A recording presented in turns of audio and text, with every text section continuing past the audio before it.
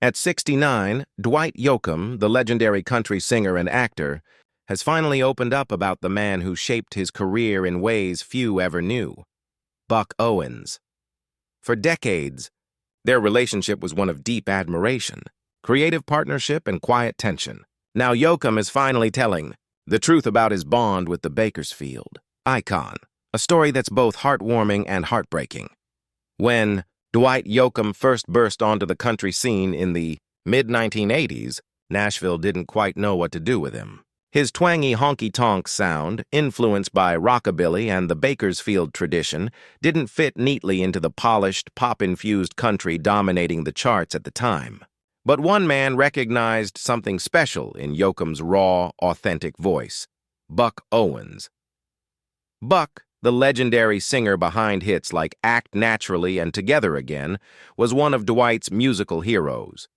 Yoakam grew up listening to Buck Owens and the Buckaroos, admiring the way Buck made country music sound gritty, real, and alive. When the two finally met in the early days of Dwight's career, Yoakam was overwhelmed. "Meeting Buck was like meeting Elvis," he once said. "He was my hero. Everything I wanted to be in country music, Buck had already done." But their relationship didn't start off perfectly smooth.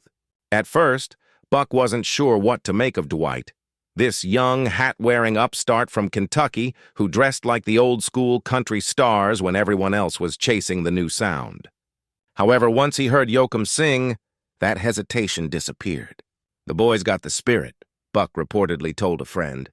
From that moment, their friendship began to grow, built on respect, shared roots, and a love for traditional country sound.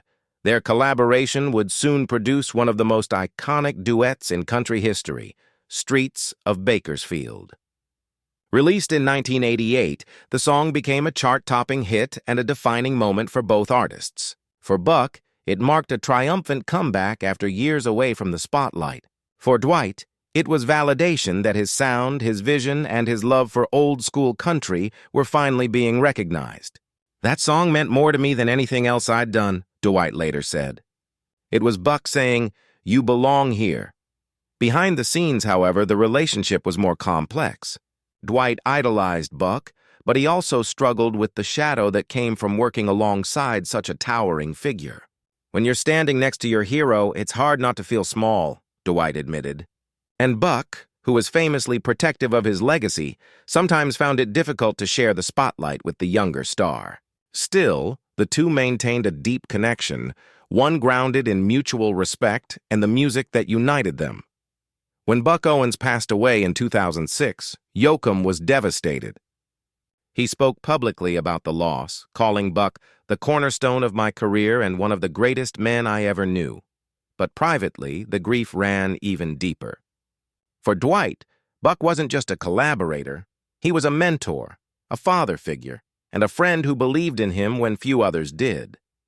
"He gave me a piece of his legacy," Dwight said, "and that's something I'll never take for granted."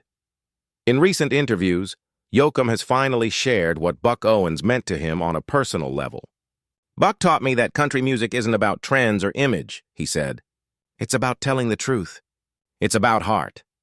He also revealed that some of their best memories came away from the spotlight: quiet dinners, long conversations, and shared laughter about the absurdity of fame.